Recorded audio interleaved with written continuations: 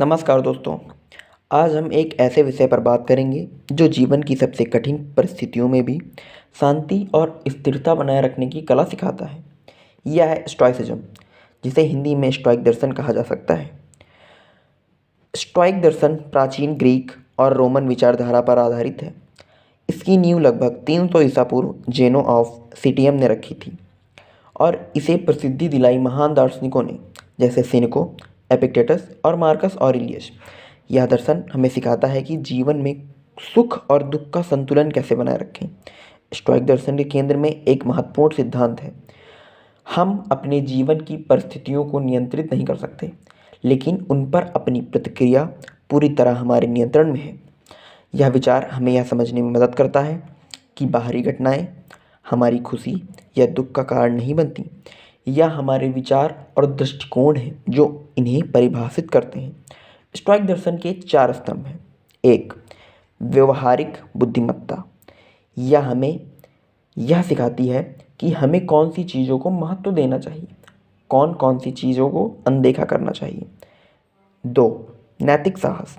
जीवन में हर परिस्थिति का सामना धैर्य और निडरता से करना, चाहे वे मुश्किलें हों या चुनौतियाँ। 3. संयम।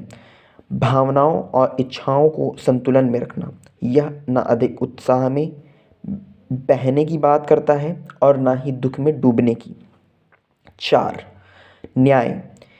यही कार्य करना, न केवल अपने लिए बल्कि समाज और अन्य लोगों के लिए सही कर्म करना।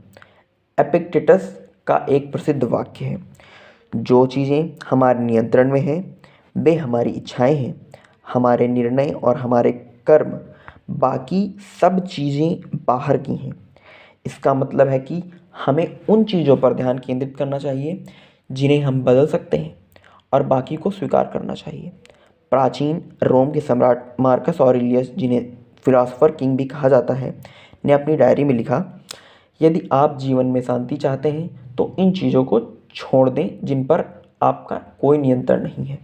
स्टोइक दर्शन हमें अभेद्य मानसिकता का निर्माण करने के लिए प्रेरित करता है। यह हमें सिखाता है कि हम अपने भीतर की शांति को बाहरी दुनिया की हलचल से प्रभावित ना होने दें। दोस्तों, क्या आप भी जीवन में स्टोइक दृष्टिकोण अपनाना चाहेंगे? क्या आपने कभी अपनी परिस्थितियों के प्रति अपनी प्रतिक्रिया पर ध्यान दिया है? अपने विचार नीचे कमेंट में साझा करें। धन्यवाद। अगली बार फिर मिलते हैं एक और गहन विचार के साथ।